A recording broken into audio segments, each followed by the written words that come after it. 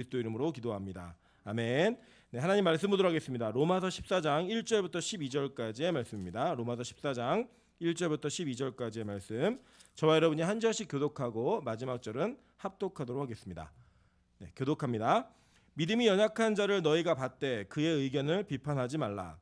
어떤 사람은 모든 것을 먹을 만한 믿음이 있고 믿음이 연약한 자는 채소만 먹느니라. 먹는 자는 먹지 않는 자를 업신여기지 말고 먹지 않는 자는 먹는 자를 비판하지 말라. 이는 하나님이 그를 받으셨음이라. 남의 하인을 비판하는 너는 누구냐? 그가 서 있는 것이나 넘어지는 것이 자기 주인에게 있음에 그가 세움을 받으리니 이는 그를 세우시는 권능이 주께 있음이라. 어떤 사람은 이 날을 저 날보다 낮게 여기고 어떤 사람은 모든 날을 같게 여기나니 각각 자기 마음으로 확정할지니라.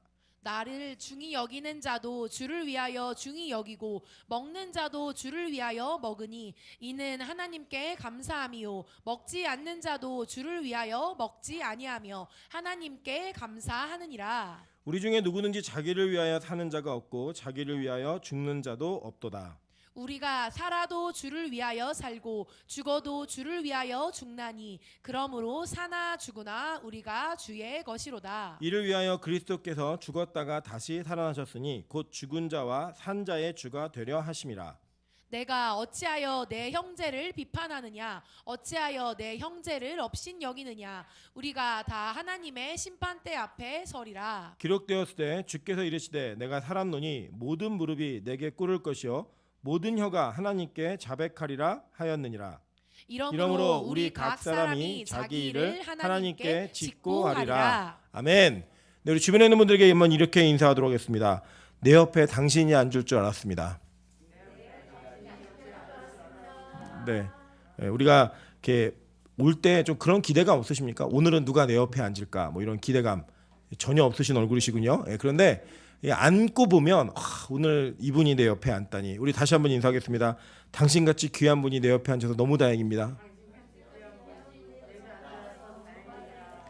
네, 표정은 전혀 그렇지 않으시지만 어쨌든 말이라도 그렇게 하다 보면 진짜 그런 은혜가 벌어질 거라고 믿습니다.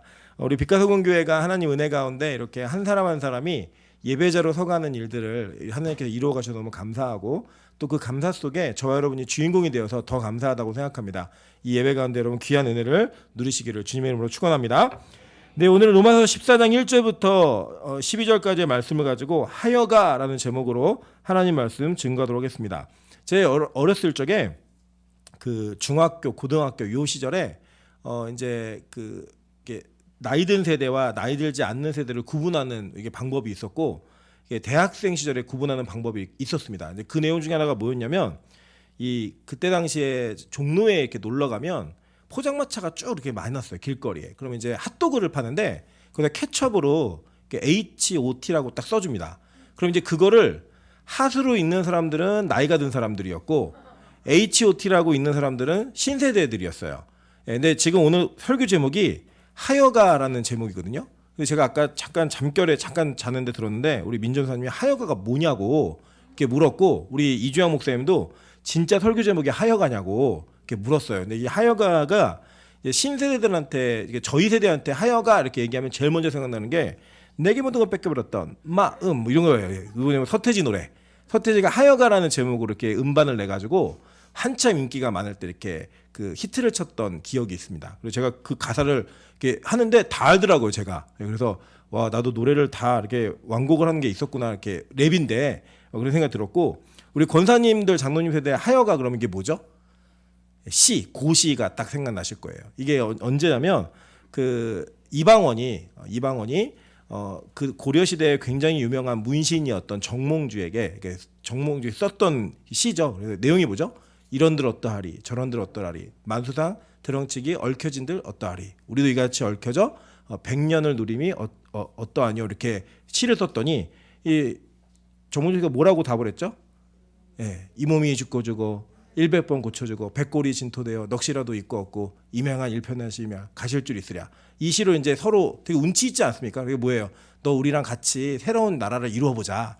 다 이렇게 제안을 했더니 이게 정몽주가 이렇게 답가를 보내면서 너나 잘해. 나는 그런 거 못해. 나는 절대 배반하지 않아. 그래서 그 시를 받고 가는 사람들을 선주교에서 이게 쳐서 죽이죠. 그런 역사의 장면이 있었던 내용으로 아마 기억하실 겁니다. 그래서 이 오늘 설교 제목은 여러 가지 내용들도 이제 담겨져 있는 의미가 있지만 내가 신세대인가 구세대인가를 구분할 수 있는 또 하나의 척도가 된다라고 보여집니다. 우리 옆 사람에게 묻겠습니다. 어떤 세대이십니까? 네, 뭔지 모르는 분들이 그 공부해야 되는 세대예요. 어쨌든 간에 이 내용이 뭐냐면 하여가라는 그 고시의 내용은 이런 겁니다. 야, 이렇게 산들 어떻고 저렇게 산들 어떠니? 우리 그냥 함께 새로운 나라 이뤄갖고 그냥 백년해로 하면서 같이 나라를 세우면서 즐기면서 잘 살아보자 라고 하는 내용이에요. 사실 그 내용에 뭐 충절도 없고 뭐 아무것도 없는 것 같아서 이 두 시가 충신과 충신이 아닌 이런 사람들의 부딪힘으로 이렇게 많이 비춰지고 있기도 하지만 오늘 이 여러분이 읽으신 로마서 14장 1절부터 12절까지의 내용에는 이 하여가와 같은 내용의 의미가 담겨져 있는 내용입니다. 헬라어로는 이걸 아디아포라라고 얘기하는데 이래도 좋고 저래도 좋고 이런 뜻이에요. 이래도 좋고 저래도 좋고. 이게 뭐냐면 우리 기독교인들이 이렇게 예수를 믿고 또 교회를 이루어가다 보면 그리스도인들 안에서도 여러 가지 의견의 다툼이나 갑을 논쟁의 이런 다툼들이 있을 수 있습니다. 그죠? 충분히 가능한 일이에요. 특별히 로마 교회가 어떤 교회냐면 지금으로 얘기하면은 전 세계의 수도라고 보시면 돼요. 그냥 모든 길은 로마로 통한다라고 얘기하는 그런 유명한 말이 있는 것처럼 이 로마라는 시 안에 많은 사람들이 모여 살았고 많은 사람들의 인종들이 같이 섞여 살았습니다. 그러니까 아마 이 로마 교회는 오순절 성령의 다락방 이후에 모였던 교회이기 때문에 교회가 자생적으로 생기면서 그런 많은 유대인들과 유대인이 아닌 많은 다민족으로 이루어졌던 다문화가 형성되어 있던 교회였던 것 같아요. 그래서 이 교회가 가지고 있는 몇 가지 문제점이 있었습니다. 어떤 문제가 있었냐면 첫째는 이들에게 믿음이 도대체 무엇이고 어떻게 구원받는가 하는 문제가 정립되지 않았던 것 같아요. 그래서 사도 바울이 이 로마서를 어떻게 쓰냐면 첫 번째는 원리를 씁니다. 무엇 때문에 우리가 구원을 받는가? 믿음으로 구원받는다는 의미가 무엇인가? 이것을 쭉 가르쳐주는 내용을 합니다. 원리만 가르치는 게 아니에요. 그 뒤에 이 후반부에 가서는 사도 바울이 그 믿음이 있는 자들이 어떻게 살아가야 되는가라고 하는 삶의 원리를 쭉 이야기하는 장면 속에 오늘 여러분이 읽으신 이 14장이 들어있는 겁니다. 네, 이해되셨죠? 이제 어떤 내용인지. 그러니까 이제 이것은 믿음이 있는 자들에게 쓴 편지예요. 그리고 이것이 적용되는 사람들은 교회 안에 있는 사람들에게 적용되는 내용이라고 하는 겁니다. 자, 그 전제를 가지고 오늘 말씀을 좀 함께 나누면서 우리가 이 말씀이 지금 현재 빛가서군 교회, 지금 현재 한국 교회 속에 한국에 있는 그리스도인들에게 어떻게 적용될 수 있는가, 그리고 어떻게 우리가 이것을 우리의 믿음의 표준으로 삼아야 될 것인가, 이것들을 한번 나누면서 은혜를 누리는 시간을 갖도록 하겠습니다. 먼저 1절에 보니까 이렇게 얘기합니다. 믿음이 연약한 자를 너희가 봤되 그의 의견을 비판하지 말라라고 얘기했어요. 자, 그리고 그 의견, 그러니까 믿음이 연약한 자의 의견이 무엇이었는가를 뒤에 쓰고 있어요. 내용이 뭐냐 봤더니 어떤 사람은 모든 것을 먹을 만한 믿음이 있고 믿음이 연약한 자는 채소만 먹느니라. 먹는 자는 먹지 않는 자를 업신여기지 말고 먹지 않는 자는 먹는 자를 비판하지 말라. 이는 하나님이 그를 받으셨음이라 라고 얘기해요. 자, 그러니까 이것은 어떤 내용이었냐면 이 교회 안에 먹는 것에 대한 다툼이 있었던 것 같아요. 그러니까 이제 우리 빛가소금 교회도 매일 저녁을 같이 먹다 보니까 이 메뉴가 오늘 뭔지에 기대감이 있습니다. 그리고 사실 이게 고르는 게 되게 힘들거든요. 스트레스 많이 받고. 근데 이거를 저희 교회는 김민정 지사님이 거의 독점하셨습니다. 독점해가지고 내놓질 않아요. 자기는 먹는 걸 고르는 시간이 너무 행복하대요. 그리고 다양한 메뉴를 항상 이렇게 제공해줘갖고 저희가 1번, 2번 이렇게 막 누르는데 오늘 이주영 목사님이 제가 신청한 메뉴를 취소해버리고 자기 것만 올렸다가 사모님이 그러지 말라고, 담임 목사한테 그러면 안 된다고 적절한 조언을 해가지고 그걸 지우고 다시 이렇게 했던 일이 있습니다. 근데 이 내용이 뭐냐면 그런 메뉴를 고르는 문제가 아니었어요. 지금 여기서 말하는 건 뭐냐면 먹는 자와 먹지 않는 자가 있고 채소만 먹는 자를 얘기했어요. 그러면 채소만 먹는다의 반대말은 뭐예요? 그 고기, 너무 좋아하는 고기. 이 고기를 먹는 거에 대한 문제였는데 이 로마라는 도시가 어떤 도시였냐면 로마라는 나라는 모든 신을 다 인정해줬습니다. 그러니까 다신국가예요. 어떤 유일한 신이 있는 게 아니라 다신국가이다 보니까 고기는 고대 사회에 흔하게 먹을 수 있는 음식이 아니었죠. 그죠? 실제로 우리도 여기 앉아 계시는 권사님도 어렸을 적에는 이 떡을 해 먹는 집이 부잣집이었잖아요. 쌀을 갖고 떡을 해 먹어? 어디 감히 뭐 이렇게 얘기할 만한 이 쌀이 너무 귀했기 때문에 지금은 뭐 떡 먹는 게 그렇게 귀한 거 아닌데 그때 당시엔 그랬단 말이에요. 이 고기도 마찬가지였어요. 그리고 고기는 옛날에는 어떤 방식으로 주로 고기를 먹었냐면 구워 먹는 것보다는 삶아 먹거나 끓여 먹는 게 주된 요리 방법이었습니다. 왜냐하면 되도록이면 많은 사람이 먹어야 되니까 그렇게 해 먹었단 말이에요. 근데 고기가 언제 나오냐면 무조건 이방신에게 제사할 때에도 그랬고 하나님께 제사할 때도 고기가 나왔어요. 그리고 이 고기를 먹는 이 고기를 먹는 이 입수 방법이 이런 고기들이 이제 시장으로 나와요. 그러니까 시장에 나오니까 고기를 사 먹을 때 이 고기가 어디서 온 거예요? 대부분이 제사상을 거쳐서 온 음식인 거예요. 그러니까 이것을 가지고 어떤 사람들은 그 음식을 먹으면 된다, 그 음식을 먹으면 안 된다 이런 의견에 충돌이 있었던 것 같아요. 교회 안에. 그리고 이제 어떻게 했냐면 믿음이 연약한 자가 있는데 그의 의견을 무시하지 말라는 거예요. 그러니까 믿음이 연약한 자는 어떤 사람이 연약했을까요? 이게 먹는다는 사람이 연약한 걸까요? 먹지 않아야 된다는 사람이 연약한 걸까요? 바울은 이거를 정확하게 얘기하거든요. 고린도전서 8장 4절부터 6절 한번 보도록 하겠습니다. 그러므로 우상의 제물을 먹는 일에 대하여는 우리가 우상은 세상에 아무것도 아니며 또한 하나님은 한 분밖에 없는 줄을 아노라. 비록 하늘에나 땅에나 신이라 불리는 자가 있어 많은 신과 많은 주가 있으나 그러나 우리에게는 한 하나님 곧 아버지가 계시니 만물이 그에게서 났고 우리도 그를 위하여 있고 또한 한 주 예수 그리스도께서 계시니 만물이 그로 말미암고 우리도 그로 말미암아 있느니라 이게요. 자, 그런데 한 절만 더 보여주세요. 7절까지만. 그러나 이 지식은 모든 사람에게 있는 것이 아니므로 어떤 이들은 지금까지 우상에 대한 습관이 있어 우상의 제물로 알고 먹는 거로 그들의 양심이 약하여지고 더러워지느니라 라고 얘기했어요. 자, 그러니까 지금 바울은 고린도 교회에게 명확한 얘기를 하고 있는데 무슨 얘기를 하냐면 이 우상의 제물을 먹는 일에 대해서 아무것도 아니라는 거예요. 어차피 그게 어떤 신을 거쳤던 간에 그 신 아니라는 거예요. 신은 누구만 신이라는 거예요. 하나님만 신이 있기 때문에 그냥 걔네들끼리 그냥 자기들끼리 노는 거야. 거기서 나온 음식 먹어도 전혀 문제 안 돼. 그런데 어떤 이들은 이것을 먹으면서 어떤 사람이 있었냐면 이거 우상의 제물 이거 거쳤다 나온 건데 이거 어떡하지? 이거 어떻게 먹지? 이러면서 먹는 사람들은 양심이 더러워졌다는 거예요. 그러니까 이게 아무것도 아닌데 죄인 줄 알면서 그 죄를 행하는 사람은 이미 이게 마음이 더러워졌다라고 얘기하는 겁니다. 이해되시죠? 무슨 말인지? 그러니까 지금 바울은 이것을 분명히 뭐라고 얘기했냐면 야, 우상은 없는 거야. 그래도 먹어도 그만, 먹지 않아도 그만이어서 아무 상관없어. 이 얘기를 한 거예요.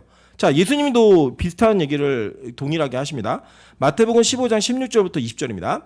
예수께서 이르시되 너희도 아직까지 깨달음이 없느냐? 입으로 들어가는 모든 것은 배로 들어가서 뒤로 버려지는 줄 알지 못하느냐? 입에서 나오는 것들은 마음에서 나오나니 이것이야말로 사람을 더럽게 하느니라. 마음에서 나오는 것은 악한 생각과 살인과 간음과 음란과 도둑질과 거짓 증언과 비방이니 이런 것들이 사람을 더럽게 하는 것이요 씻지 않는 손으로 먹는 것은 사람을 더럽게 하지 못하느니라 라고 얘기했어요. 자, 예수님 하신 말씀은 뭐냐면 먹는 거 갖고 사람이 더러워지는 게 아니라는 거예요. 오히려 뭐예요?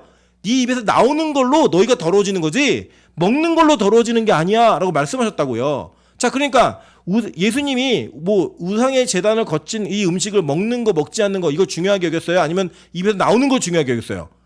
나오는 걸 중요하게 여기셨다고요. 그러니까 이 먹는 거에 있어서는 하나님 우리에게 자유를 주셨어요. 심지어는 사도행전을 보면 베드로에게 어떤 자유를 주셨냐면 원래 구약시대 때 먹지 못하는 짐승의 목록이 있었거든요. 레위기 11장에 거기에 있는 짐승들도 다 먹을 수 있게 하신 거예요. 여러분 우리가 저녁에 그리고 족발을 먹었는데 구약시대 때 족발 먹으면요 이방인이에요. 하나님의 나라에서 탈락되는 자들입니다. 지금 우리 족발을 맛있게 먹죠. 그 이유가 뭐냐면 하나님 베드로에게 먹으라고 했거든요. 이제는 그거로 자유함을 줬기 때문에 여러분이 무엇을 드시던 무엇을 먹던 뭐 예를 들면 뭐 전 세계적 혐오 음식이 뭐 개고기 이런 거 있잖아요. 우리나라 개 절반은 목사님들이 다 드신다고 뭐 이런 소문이 있을 정도로 많이들 드시는데 우리 빛가서군도 개 많이 좋아하신다고 하시더라고요. 근데 그 먹고 안 먹고 이거 갖고 뭐 믿음이 있느니 없느니 뭐 그거 먹으면 하나님의 심판이 임한다 이런 거 얘기하면 돼야 안 돼요? 안 된다고요. 성경이 절대 그런 걸 지지하지 않았습니다. 그럼에도 불구하고 혹시 믿음이 없는 자가 그거를 먹지 않아야 된다고 생각하기 때문에 채소만 먹는 사람이 있다면 그걸 비판하지 말라는 거예요. 그걸 가지고 그를 군박하거나 업신여기거나 그를 정죄하지 말라라고 성경은 분명하게 말하고 있는 겁니다. 왜냐하면요. 이게 바울은 분명히 얘기해요. 믿음이 없는 자에게 얘기한 게 아니에요. 지금 이거 교회에게 쓴 편지고 이건 교회가 읽고 있는 내용입니다. 그러니까 여기 이 편지를 듣는 모든 사람들은 다 누구예요? 교인들이에요. 믿음이. 그리고 교회 나와서 함께 예배하고 함께 하나님께 찬양하는 교회 교우들이라고요. 이 교우들이 모여가지고 한 얘기가 뭐냐면 이거 먹어도 되니 안 되니 이거 갖고 의견 충돌이 있는 거예요. 그러니까 바울이 뭐라고 얘기했냐면 그 별로 중요한 거 아니야. 아디아포라 이래도 그만 저래도 그만 이런 문제야. 이거 갖고 싸우면 된다 안 된다? 안 된다는 거예요. 그러니까 여러분 그래서 우리가 마찬가지입니다. 이 교회가 이렇게 뭔가 진행하다 보면 교회가 이 전통 같은 게 막 생기거든요. 어떤 우리 교회가 가지고 있는 우리 교회만의 특징 이런 게 생겨요. 근데 그게 생겼을 때 이게 진리의 문제가 아니잖아요. 그러면 이래도 되고 저래도 돼요. 자기의 믿음으로 선택하는 거예요. 그거를 그 자기가 내가 가지고 있는 신앙의 기준에 있어서 하나님의 나중에 이제 나오지만 하나님의 영광이라는 범주 안에 있으면 그게 자기 영광이 아니라 하나님의 영광이라고 하는 그 전제 아래에 있으면 그 어떤 것들도 남들을 함부로 비판하거나 얘기할 수 없고 자신이 옳다고 생각하는 대로 하라는 거예요. 그러니까 여러분 교회 안에 그런 문제가 상당히 많이 있고요. 실제로 우리 신앙생활에 진짜 많이 있습니다. 그러니까 이걸 뭐라고 하냐면 아디아포라라고 하는 문제는 이래도 되고 저래도 되는 거예요. 이게 꼭 진리다, 진리가 아니다 이런 거 아니에요. 우리 지난주 수요일 날, 이번 주 수요일이죠. 우리 이 목사님 설교하실 때 돈을 얘기하면서 돈 자체가 나쁜 게 아니라 그 돈이 어디에 쓰이고 어떻게 벌고 이게 자체가 문제가 있다고 얘기했죠. 자, 그러면 이제 보세요. 돈을 가지고 있는 게 나쁜 거예요, 아니에요? 왜 두려워하세요? 그 돈 안 가지고 계세요, 지금? 저도 지금 지갑에 5만 원이 있습니다. 예. 네. 전 재산이에요. 예. 이 돈을 가지고 있는 게 나쁜 거예요, 안 나쁜 거예요? 안 나쁜 거예요. 그죠? 근데 이걸 가지고 뭘 하느냐가 중요하겠죠. 그죠?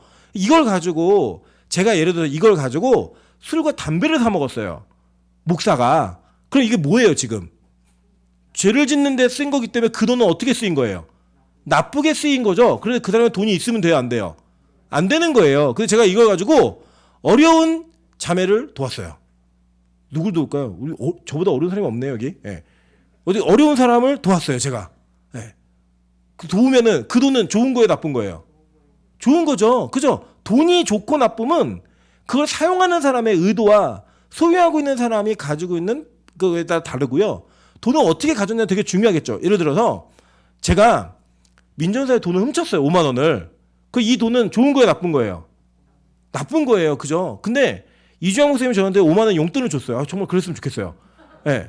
줬어요. 그럼 이 돈은 좋은 거예요, 나쁜 거예요? 좋은 거죠. 주고받은 거니까 서로 선물로. 그러니까 이게 어떤 가치를 가지고 있느냐가 이 자체로는 평가되는 게 아니에요. 근데 그것을 가지고 무엇을 하느냐가 중요한 거죠. 자, 예를 들면 더 중요한 거. 여러분이 관심이 있어 하는 거. 여러분 술이 나쁜 거예요? 술이 좋은 거예요, 나쁜 거예요? 나쁜 거. 예, 우리 네.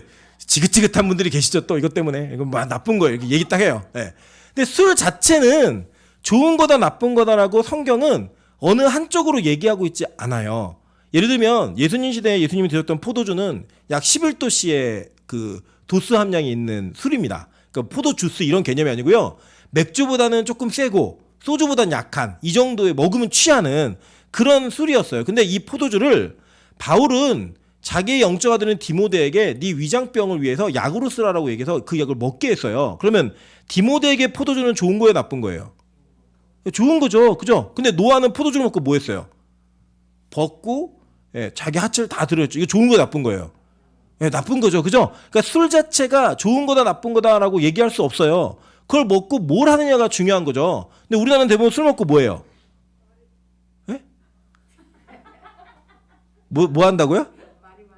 말이 많아져요? 네. 말이 많아지고 그러니까 술과 연관되어진 것 중에 하나가 뭐냐면 죄예요, 죄. 대부분 우리나라는 이 술을 먹고 그래서 이것이 가지고 있는 의미와 이것을 통해 일어나는 사건 때문에 우리가 기독교가 술에 대한 금지를 하고 있는 거지 이 술 자체가 나쁜 건 아니에요. 성경은 분명히 우리에게 이것이 좋을 때도 있고 나쁠 때도 있다고 얘기하고 있기 때문에 같이 중립적인 거라고요.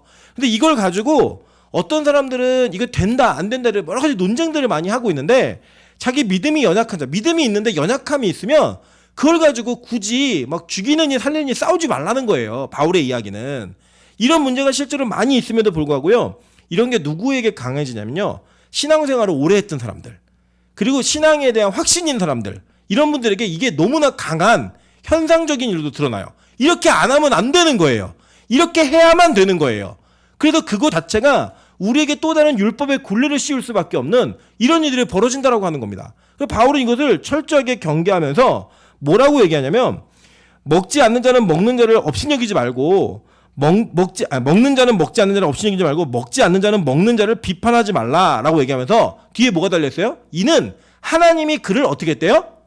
받으셨다는 거예요. 그러니까 뭐가 중요하냐면 여러분 예를 들면 술을 아직 드시고 있는 사람이 교회에서 예배 드리면 돼야 안 돼요? 예? 되죠? 술을 먹고 설교하면 돼야 안 돼요? 그건 안 되죠. 그죠?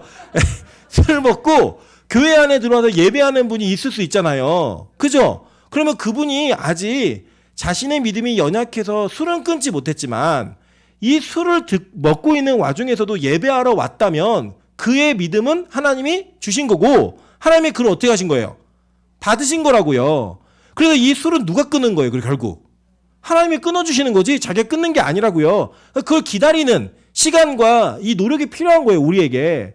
이 공동체의 로마 교회가 많은 다양한 민족과 생각들이 모여있다 보니까 이런 문제로 인해서 교회 안에 계속 다툼이 벌어지니까 너희들 그런 거 갖고 싸우지 말라는 거예요. 다 하나님이 받으신 너희 교회야.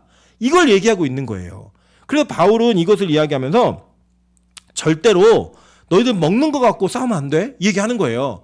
이게 진리가 아니야. 어떤 하나만 옳은 게 아니야. 모든 것에 다 자유함이 있고 하나님께서 우리에게 아디아포라라고 하는 이래도 좋고 저래도 좋은 하여가를 주신 거야.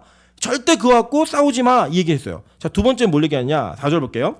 남의 하인을 비판하는 너는 누구냐? 그가 서 있는 것이나 넘어지는 것이 자기 주인에게 있음에 그가 세움을 받으리니 이는 그를 세우시는 권능이 주께 있음이라 라고 얘기해요. 자, 요새 이제 신세대 며느리들과 시어머니들 간에 이게 다툼이 많이 일어나고 있는 문제 중에 하나가 뭐냐면 육아에 대한 문제예요. 그러니까 제가 볼 때 지금 권사님들 세대가 되게 애매한 시대예요. 왜냐하면 시집살이는 정말 고되게 하셨는데 며느리에게 시집살이 시킬 수 없는 세대. 그래갖고 당하기만 한 세대. 이런 분들이에요. 다 이런 분들이. 근데 이제 뭐가 다르냐면 자꾸 이렇게 육아의 방식이 충돌하고 이렇게 다툴 때가 있다라는 거예요. 제가 제 친구가 여자인 친구인데 아기를 낳는데 자꾸 시어머니가 아기한테 이제 막 돌지나 아기한테 막 고추장도 먹이고 막 이러니까 너무 속상해가지고 하지 말라고 하시는데 옛날엔 다 그렇게 키웠다고 이러면서 자꾸 먹인 거예요. 그래서 한 번은 의사한테 같이 가가지고 애가 아파서 갔는데 잃는 거예요. 우회적으로. 자꾸 어머니가 고추장을 자꾸 애기한테 먹인다고 그랬더니 어머니가 아유 옛날엔 다 그러고 키웠어 이렇게 얘기하니까 의사 선생님이 앉아있다가 그래서 많이 죽었죠 이렇게 얘기하시더래요. 네. 그래가지고 되게 애매한 일이 있었다고 이렇게 얘기를 하더라고요. 그래서 이제 그런 육아의 방식이 좀 차이가 있다 보면 충돌이라는 게 있거든요. 근데 이걸 간섭하는 거는 요새는 예의가 아니다. 그래갖고 이제 요새는 우리 권사님들이 며느리를 모셔야 되는 이런 일들이 사실 벌어지고 있습니다. 실제로 마찬가지예요. 이제 세대가 많이 바뀌어가지고 옛날식으로 이렇게 대하면 안 돼요. 근데 이 로마 시대 때는 어떤 일이 있었냐면 노예가 있었잖아요. 노예가. 근데 남의 노예를 다른 사람이 이래라 저래라고 주관하는 게 굉장히 예의 없는 짓이었어요. 루드한 짓. 그러니까 이거는 말도 안 돼. 너 왜 그래? 그러니까 지금으로 얘기하면 제가 예를 들어 이주영 목사한테 어떻게 사무 관리를 그렇게 하냐고. 집에서 음식도 시키고 집에 일 나가기 하지 말고 막 일도 시키라고 이렇게 얘기하면 이주영 목사 뭐라고 했어요? 뭔데 상관이야? 이렇게 얘기하겠죠. 그죠? 내 아내한테 왜 그래? 이런 정도의 불쾌함을 느낄 수 있는 그런 게 바로 이 시대에 남의 종에게 뭐라고 얘기하는 거예요. 남의 하인에게. 그거 하지 말라는 거예요, 지금. 어떻게 되는 겁니까? 이게 지금 교회 안에 어떤 일이 있었냐면 교회 안에 이제 주인도 오고 하인도 오게 된 거죠. 노예도 오고. 실제로 초대교회 기록들을 보면 노예 출신이 감독이 되어가지고 있는 일이 있었고 우리나라에도 그런 일이 있었죠. 예, 노비가 예수 믿고 이렇게 목사님이 됐어요. 근데 거기에 주인이었던 장로가 되고 섬기는 막 이런 일들이 엄청난 미화도로 남아있는 한국 교회가 있잖아요. 그런 것처럼 실제로 그 안에 많은 신분들이 모여있다 보니까 자꾸 교회 안에서 이게 너 노예 출신이잖아, 너 노예잖아 이러면서 주인 역할하고 있던 사람들, 주인의 위치에 있던 사람들이 노예로 있었던 사람들을 하대하거나 남의 노예에게 얘기하는 일들이 있었다라는 거예요. 교회 안에서. 뭐 예를 들면 너 가서 물 떠 이런 남의 노예에게 시키고 뭐 교회 안에서 어려울 거 굳은 일이 있으면 너 노예 출신들이 이거 이래 막 이러면서 상관하는 일들이 있었던 것 같아요. 그러니까 바울이 하지 말라는 거예요. 그거 주인이 하는 일이 니들이 하는 일이 아니야 라고 얘기하면서 우회적으로 뭘 얘기하는 거냐면 너희들 다 하나님의 노예야. 우리 모두의 주인은 하나님이신 거야. 근데 왜 너네가 누구 보고 하라 마라 뭐 이거 맞느니 그러니 이런 얘기 하지 말라는 거예요. 그가 넘어져도 세워도 죽여도 살려도 누구에게 있다는 거예요. 그 권한이 하나님께 있다는 거예요. 그러니까 너의 시각과 너의 판단으로 이래라 저래라 하지 말라는 거예요. 여러분 그게 바로 바울이 이 로마 교회에게 조언을 하면서 썼던 내용의 두 번째. 자, 세 번째는 뭐였나 보니까 5절 보세요. 어떤 사람은 이날을 전날보다 낮게 여기고 어떤 사람은 모든 날을 같게 여기나니 각각 자기의 마음으로 확정할지니라 라고 얘기했어요. 자, 그러니까 이게 뭐냐면 이 당시에만 해도 구약과 신약이 이렇게 교차적으로 이렇게 지나가는 오버랩되던 시대였잖아요. 그래서 세례도 받고 할례도 받은 사람들이 있었고 율법 지키다가 예수 믿는 사람들이 있었어요. 그러니까 지금이랑 전혀는 좀 특이한 상황이었어요. 그러다 보니까 지금 이 교회 안에 어떤 절기, 안식일, 주일, 부활 이런 것들이 막 혼재돼가지고 어떤 날을 지켜야 되는가. 그러니까 원래 안식일이 구약의 안식일은 토요일이었거든요. 그러니까 토요일을 예배드려야 되고 지켜야 되는 날인가? 아니면 예수님이 부활하신 주일을 드려야 되는가? 아니면 뭐 절기 있는 거 뭐 다 지켜야 되는가? 오순절, 칠칠절 이거 지켜야 되니? 이런 얘기를 서로 나누면서 가불방론하던 게 있었다는 거예요. 그러니까 바울이 뭐라고 얘기하냐면 어떤 사람은 이 날을 전날보다 낮게 여기고 어떤 사람은 모든 날을 같게 여기는데 그것도 자기 마음에 그냥 확정하면 돼. 이렇게 얘기했어요. 왜 이렇게 얘기했느냐? 골로새서 2장 16절 17절 보겠습니다. 골로새서 2장 16절 17절. 그러므로 먹고 마시는 것과 절기나 초하루나 안식일을 이유로 누구든지 너희를 비판하지 못하게 하라. 이것들은 장래일의 그림자이나 몸은 그리스도의 것이니라 라고 얘기했어요. 그러니까 너희가 그걸 어떻게 생각하든 예수 안에 있으면 교회 안에 들어와 있고 예수 그리스도인이면 전혀 문제 안 된다는 거예요. 그러니까 여러분 예를 들어 우리가 매일 예배 드리잖아요. 그러면 예를 들어 주일 예배보다 목요일 예배는 하등한 거예요? 수요 예배는 금요철야보다 더 월등한 거예요? 금요일을 오랫동안 예배하니까 다른 예배에 비해서 더 좋은 예배예요? 여러분 선호하는 예배가 있을 수 있겠죠. 예를 들면 나는 금요일 날 기도 시간이 있어서 너무 좋아 이럴 수 있겠고 나는 수요일 날 우리 이번 주 수요일 날 뭐 이게 그 예배가 너무 좋아. 아니면 목요일 날 이번 주 짧게 끝났어. 진짜 좋아. 뭐 이렇게 우리 안에 선호하는 예배가 있을 수 있잖아요. 근데 그게 여러분 마음에 그냥 은혜 받는 날 정하라는 거예요. 그냥 내가 주일날은 진짜 나는 경건하게 예배 너무 은혜가 돼. 이런 날이 있을 수 있고 어떤 날은 모두 똑같은 예배야 이러면서 얘기할 수 있는데 그냥 그리스도 안에 있으면 별로 문제 안 된다는 거예요. 이런 게. 그러니까 여러분 예수를 제대로 믿으면요. 우리에게 얼마나 큰 자유가 있는지 한번 보시라니까요. 여러분 이번에도 많은 일들이 있으면서 이 미신을 믿는 사람들 특별히 이게 전 이해가 안 되는 게 국가의 정책과 이런 것들을 미신으로 결정하고 이거를 표시한다는 게 전 참 이해가 안 되거든요. 근데 그런 거를 많은 사람들이 하고 있는데 왜 하냐면요. 묶여 있는 거예요. 자유함이 없어요. 그 사람들은. 잘 보세요. 예수에 안 믿는 사람들이 미신을 믿는 사람들이 이사를 쉽게 다니나요? 못 다녀요. 왜요?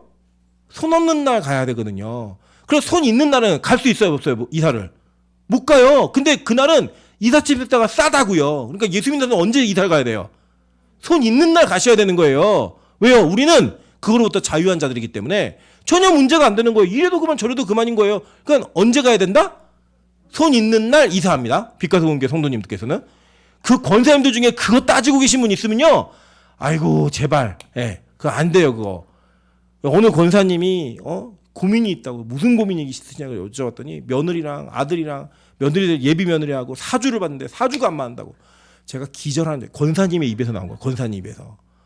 심지어는 뭐 이렇게 스포츠 신문 보다 보면 거기 오늘의 운세고 상담하는 게 있거든요. 어느 사모님이 어디에다 개척을 해야 부흥할 수 있냐고 그걸 사연을 보냈어요. 이 정신 나간 사람들이죠 진짜. 여러분 이게요. 많은 사람들이 이방 종교회 안에서 이런 충돌이 벌어지만 교회 안에도 이런 일이 있을 수 있다라는 거예요. 그래서 여러분 뭐 주일날 뭐 경건하게 아침부터 목욕제기하고 이렇게 안 오면 안 된다 이렇게 얘기하면 돼요 안 돼요? 안 되죠. 근데 단 이런 건 있을 수 있죠. 예를 들어 저는 좀 그런 습관이 있거든요. 새롭게 뭘 사면 주일날 꼭 게시를 했으면 좋겠다 이런 마음이 있어요. 그냥 제 마음 가운데. 그래서 주일날에는 그래도 제가 가지고 있는 최고의 좋은 옷을 입는다. 그래서 제가 한복을 입는 거예요. 제가 가지고 있는 최고의 좋은 옷을. 그래서 그렇게 입을 수 있고 그냥 내가 원하는 내가 선호하는 기준의 뭔가 좋은 것들을 가장 먼저 주일에 드리겠다라고 하는 그 마음 자체는 좋은 건데 그거 안 한다고 죄 짓는 거예요? 예를 들어 주일날 추리닝에 쓰레빠를 신고 왔어요. 돼요 안 돼요? 된다고요. 괜찮아요. 예배하는 마음이 중요한 거지. 그게 뭐가 중요해요 사실. 믿을 것도 입고 오면 돼요 안 돼요? 돼요. 입고 오세요. 뭔 상관이에요.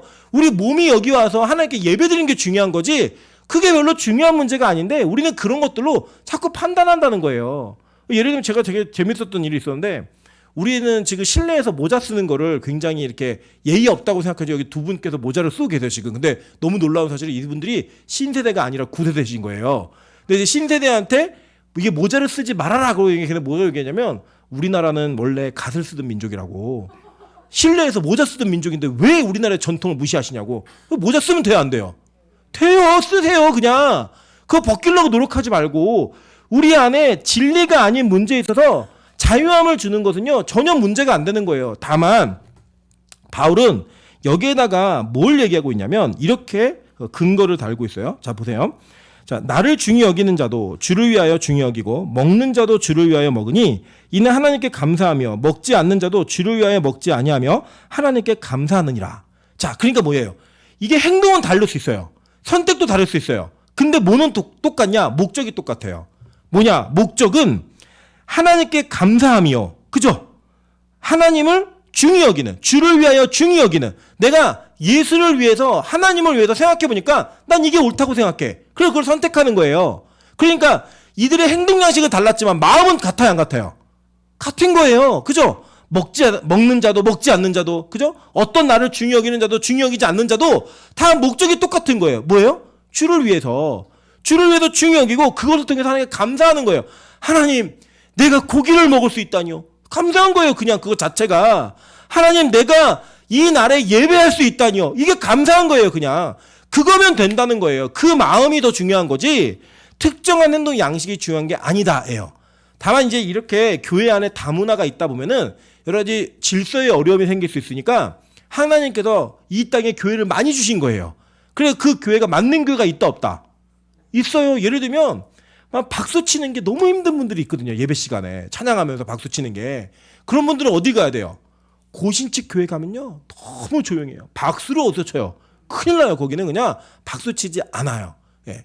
거기서 크게 기도하면 안 돼요. 옛날에는 순복음교회 교인들은 엄청 시끄럽게 기도했거든요. 순복음교회 교인들 2명만 오면 장로교인 100명이 다 숙연해져요. 그 두 분만 기도하고 장로교인 숨어 있다가 그분들이 가면은 폭격기 지나갔나 그러고 나오고 막 이랬어요. 근데 지금은 이제 막 섞여가지고 장로교 중에도 순복음보다 시끄러운 교회가 있죠? 어디예요? 빛과소금. 예. 하도 시끄럽다고 막 기도 소리가 들린다고 왜 이렇게 비명은 질러대냐고. 예. 미난 여사가 쥐야 하는 게 안 믿는 애들은 비명인 거예요. 그 비명. 너무 무섭대요. 불 꺼놓고 우와 막 소리 지르는 거 느껴지니까. 그런데 여러분 보세요. 이렇게 기도하든 저렇게 기도하든 어디서 은혜 받으시면 돼요. 다만 내가 나는 부르짖어 기도하는 게 좀 맞는 것 같아. 나는 조용히 묵상으로 기도하는 게 맞는 것 같아. 그럼 그런 교회 가시면 되는 거예요, 그냥. 그런데 우리 교회 하나님 여러분 불러주신 건 어떻게 기도하라고? 부르짖어 기도하라고. 하나님 여기다 묶어 놓으신 거예요.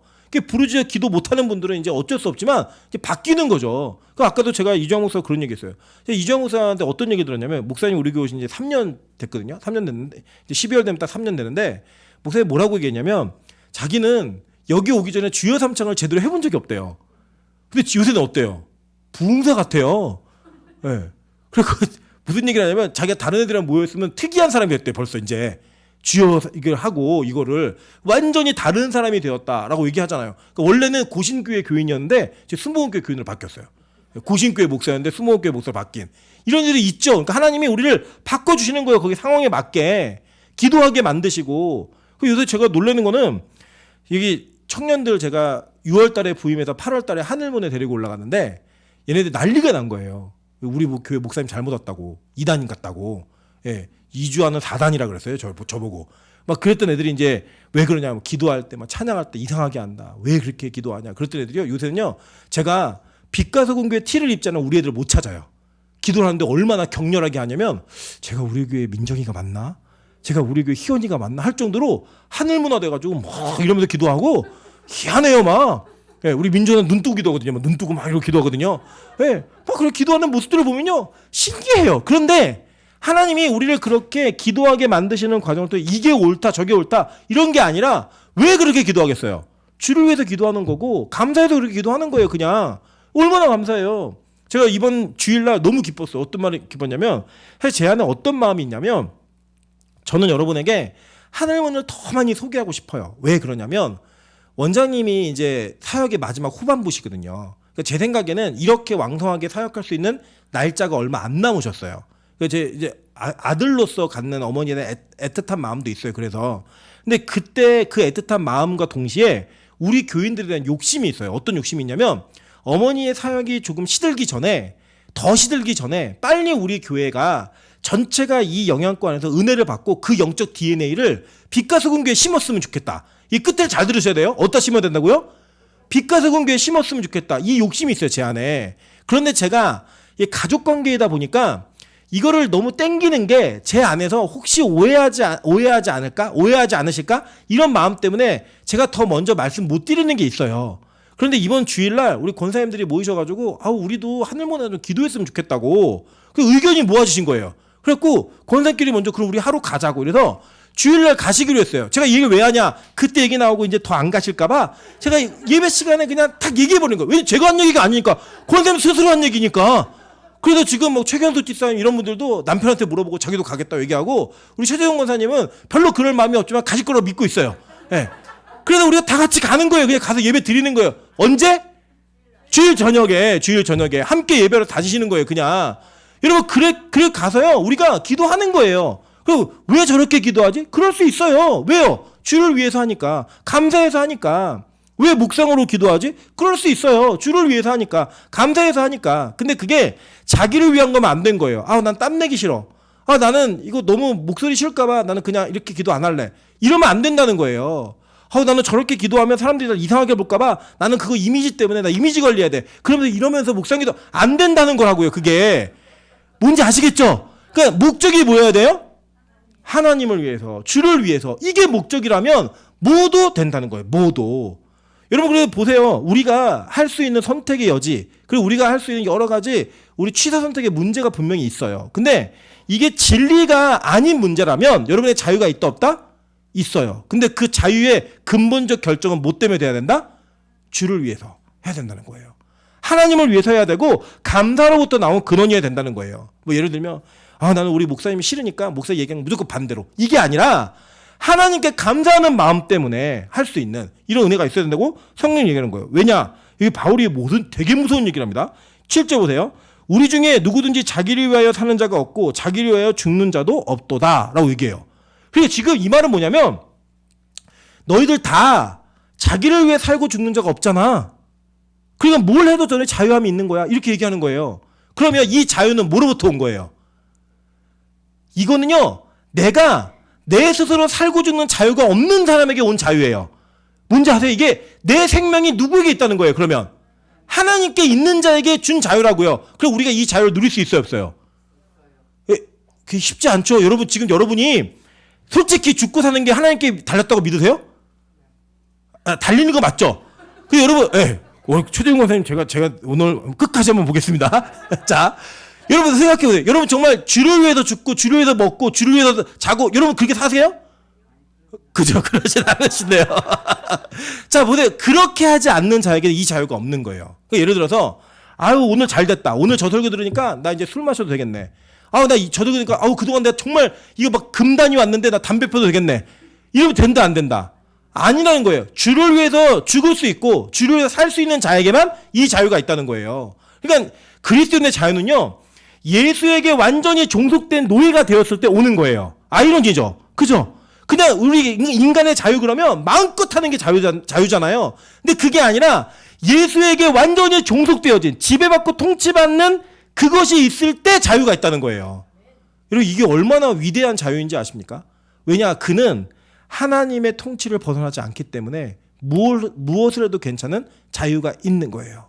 그리고 우리가 정말로 그 통치 안에 들어가면 여러분 돈을 무한히 버셔도 돼요. 그 통치 안에 들어가면 무한리필 가서 마음껏 드셔도 돼요. 여러분 그 통치 안에 들어가면 이 땅의 모든 것들을 마음껏 즐기셔도 돼요. 왜요? 그 통치 안에서 나는 주를 위해 죽고 주를 위해 사는 자이니까. 그게 있어야 된다는 거예요. 이게 바울이요 완전히 뒤통수 때리는 거예요. 니들 다 마음대로 해. 너희들 원하는 대로 다 해. 너희들 주를 위해 죽고 주를 위해 사는 존재잖아. 근데 그게 아닌 사람은 이제 뭐가 찔리는 거예요. 난 아닌데. 그래서 스스로 자기의 삶을 돌이키고 자기의 선택을 돌이키게 만드는 완전한 완벽한 반전이 여기 안에 있는 거예요. 바울이 다 해도 돼, 다 해도 돼. 마음껏 해, 마음껏 해. 너희들 다 주를 위해 죽고 사는 사람들이잖아. 이렇게 얘기하니까요, 갑자기 숙연해지는 거예요. 와, 마음대로 하래, 마음대로 하래. 나는 아직 주를 위해 살고 죽는 게 안 돼 있는데. 그럼 이 자유가 있어요, 없어요? 없는 거예요. 성경은 이것을 우리에게 명확히 얘기한다는 거예요. 그래서 여러분, 우리가요, 자꾸 뭘 해도 되는지, 뭘 하면 안 되는지, 이런 기준과 원리를 세워서 나를 정죄하고 나를 판단하고 하는 것에 머무르지 마시고, 내가 주를 위해 죽고 사는 진짜 진심의 마음이 있는가, 그것을 통하여서 그리스도의 자유를 누려야 된다는 거예요. 그래서 그렇게 되면요, 진짜 자유가 생겨요. 정말로 그 자유로움이 생긴다고요. 성경은 빛가서 교회에게 이걸 얘기하고 있는 거고, 지금 바울은 이 시대의 로마 교회에게 이걸 말하고 있는 거예요. 너희들 예수를 위해 죽을 준비가 됐어? 너희 예수를 위해 살 준비가 됐니? 그러면 마음껏 해도 돼. 뭘 해도 괜찮아. 이 얘기를 하고 있는 겁니다. 그 뒤에 계속 보니까 8절에 우리가 살아도 주를 위하여 살고 죽어도 주를 위하여 죽나니 그러므로 사나 죽으나 우리가 주의 것이로다. 이게 가능하기 때문에 앞에 게 다 가능하다는 거예요. 그 완전한 반전이죠. 그죠? 다 좋은 줄 알았더니 야, 이제 마음껏 해도 되겠네. 이랬다가요, 뒤에서 숙연해지는 거예요. 이게 안 되면 그게 안 되는 거야? 난 아직 멀었네. 난 아직 아니네. 이게 있는 거예요. 보세요. 이를 위하여 그리스도께서 죽었다가 다시 살아났으니 곧 죽은 자와 산 자의 주가 되려 하심이라. 내가 어찌하여 내 형제를 비판하느냐? 어찌하여 내 형제를 업신여기느냐? 우리가 다 하나님의 심판대 앞에 서리라. 라고 얘기해요. 그러면서 업신여기지 말라는 거예요. 남들을 네 기준 가지고 판단하지 말라는 거예요. 하나님의 심판대 앞에 너희 다 세기 때문에 너희 다 판단받아. 그러니까 네 생각과 네 고집으로 상대가 옳으니 그르니 이런 거 얘기하지 마. 하나님 정확하게 말씀하시는 거예요. 자, 보세요. 여기 보니까요, 마태복음 5장 22절부터 25절 보겠습니다. 마태복음 5장 22절부터 25절. 옛사람에게 말한 바 살인하지 말라. 누구든지 살인하면 심판을 받게 되리라 하였다는 것을 너희가 들었으나 나는 너희에게 이르노니 형제에게 노하는 자마다 심판을 받게 되고 형제에 대하여 라가라고 바보라고 하는 자는 공회에 잡혀가게 되고 미련한 놈이라 하는 자는 지옥불에 들어가게 되리라. 그러므로 예물을 제단에 드리려다가 거기서 내 형제에게 원망 들을 만한 일이 있는 것이 생각나거든 예물을 제단 앞에 두고 먼저 가서 형제와 화목하고 그 후에 와서 예물을 드리라. 너를 고발하는 자와 함께 길에 있을 때 급히 사화하라. 그 고발하는 자가 너를 재판관에게 내어주고 재판관이 옥리에게 내어줘 옥에 가둘까 염려하라. 라고 얘기해요. 자, 이게 지금 뭐예요? 너희들 어떻게 교회라는 이름으로 모여서 예배를 드리는 행위를 하고 있는데 형제하고 어려운 일이 있고 주변에 교우들과 힘든 일을 만들어 놓고 너희들 그렇게 예배를 할 수 있어? 그거 하기 전에 가서 먼저 화해하고 와. 뭐가 더 중요한지를 알아야 돼. 라고 얘기하는 거예요. 왜냐? 이게 다 어디서 심판받는데요? 하나님의 심판대에서 심판받는다는 거예요. 그 심판이 어떻게 이루어지는가 봤더니 계시록 20장 11절부터 15절입니다. 또 내가 크고 흰 보좌와 그 위에 앉으신 이를 보니 땅과 하늘이 그 앞에서 피하여 간데 없더라. 또 내가 보니 죽은 자들이 큰 자나 작은 자나 그 보좌 앞에 서 있는데 책들이 펴 있고 또 다른 책이 펴졌으니 곧 생명책이라. 죽은 자들이 자기 행위를 따라 책들에 기록된 대로 심판을 받으니 바다가 그 가운데에서 죽은 자들을 내주고 또 사망과 음부도 그 가운데서 죽은 자들을 내주매 각 사람이 자기 행위대로 심판을 받고 사망과 음부도 불못에 던져지니 이것은 둘째 사망 곧 불못이라. 누군지 생명책에 기록되지 못한 자는 불못에 던져지더라. 라고 얘기해요. 여러분의 모든 죄가 기록된 책이 있다는 거예요. 거기서 심판을 다 받는다는 거예요. 거기에 뭐가 있느냐? 형제를 비판하고 형제를 업신여겼던 이 모든 것들이 다 기록되어 있다는 거예요. 여러분들 이게 보면요, 비판하는 거는 앞에서도 하지만 뒤에서도 하죠. 그죠? 안 보이게. 업신여기는 건 못 가져요. 내가 마음으로도 할 수 있는 거예요. 하나님 그것까지 다 보신다는 거예요. 형제에게 예전에 여자를 보고 음욕을 품은 자마다 이미 간음한 자요. 성경은요, 신약시대 넘어오면 율법은 행위의 문제를 자꾸 접근하는데 신약은요, 우리의 의도의 문제에 그 근원부터 죄라고 얘기해요. 하지 말라는 거예요. 이거 다 심판대 앞에서 심판받는다는 거예요. 그러니까 뭐라고 얘기하냐면 11절 보세요. 기록되었을 때 주께서 이르시되 내가 살았노니 모든 무릎이 내게 꿇을 것이요 모든 혀가 하나님께 자백하리라 하였느니라. 이러므로 우리 각 사람이 자기 일을 하나님께 뭐 한대요? 직고하리라. 직접 고백한다는 거예요. 그러니까 마지막에 심판대 앞에 가가지고요, 죄의 목록에 써있는 책을 다 하나님이 우리에게 보여주시면서 얘기하는 거예요. 야, 네가 모든 지은 죄 다 고백해. 다 얘기해. 그러면 하나님 앞에서 그걸 다 자백하는 거예요. 저는 이런 죄를 지었습니다. 저는 누구를 미워했습니다. 누구를 마음으로 원망했고 업신여겼고 누구를 이렇게 평가했습니다. 라고 하는 모든 것들, 남 뒤에서 안 보는데 욕했습니다. 마음속으로 저 사람은 업신여겼습니다. 이 모든 것들이 다 우리의 입술로 하나님 앞에 고백하게 돼 있다는 거예요. 그 주변에 누가 있어요? 심판받을 저와 여러분이 다 서 있는 거예요. 너무 부끄럽지 않습니까? 그 상황이 분명히 있다는 거예요. 그래서 함부로 비판하지 말고 함부로 평가하지 말고 함부로 얘기하지 말라는 거예요. 오히려 성경에서 뭐라고 얘기하냐면 너희들 그런 거 하기 전에 주를 위해서 죽고 주를 위해서 사는 자가 돼. 그러면 너 하여가 부르면 살 수 있어. 이런들 어떠하리. 저런들 어떠하리. 그거를 다 하면서 살 수 있다는 거야. 다 하면서. 여러분 이게 바로 하나님께서 우리에게 주시는 영적인 하여가예요. 주를 위해 죽고 사는 자만이 할 수 있는. 근데 우리가 진짜 그 준비가 되어 있느냐는 거죠. 교회가 지금도 많은 다툼이 있고 싸움이 있습니다. 앞으로 우리 교회도 그런 일이 없을 거라고 얘기 못해요. 그런데 그 안에 저는 저와 여러분의 사이에 한 가지 믿음만 신뢰만 있으면 돼요. 아, 우리 목사님은 주를 위해서 죽고 주를 위해서 사는 사람이야. 우리 권사님들은, 우리 장로님들은, 우리 성도들은 주를 위해서 죽고 사는 분들이야. 그렇다면 그 모든 의견을, 모든 생각을, 모든 행동을 우리가 다 용납할 수 있다는 거예요. 왜? 그래도 우리 내 마음엔 들지 않지만 저 목사님은 주를 위해서 저 얘기 하셨을 거야. 주를 위해서 저렇게 행동하셨을 거야.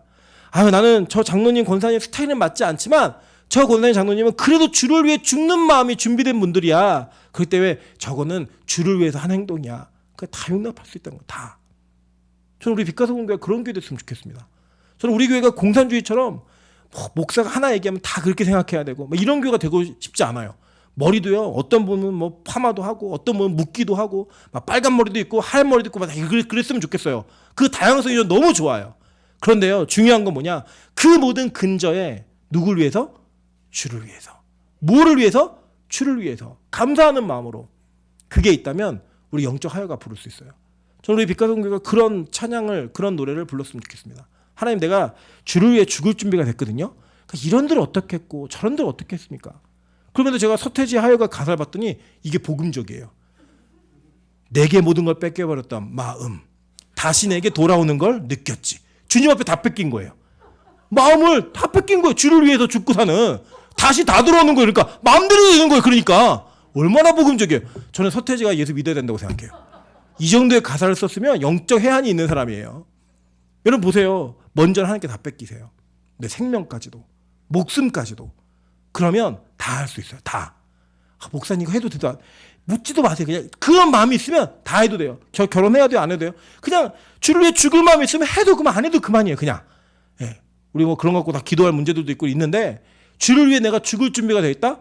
해도 돼요. 두 번 하는 건 안 돼요. 두 명과 하는 것도 안 되고 한 명만 해야 되는데 해도 되고 안 해도 돼요.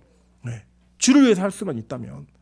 여러분 저는요 우리 교회가 그런 믿음을 가진 성도들로 무장되어서 진짜 교회 되시기를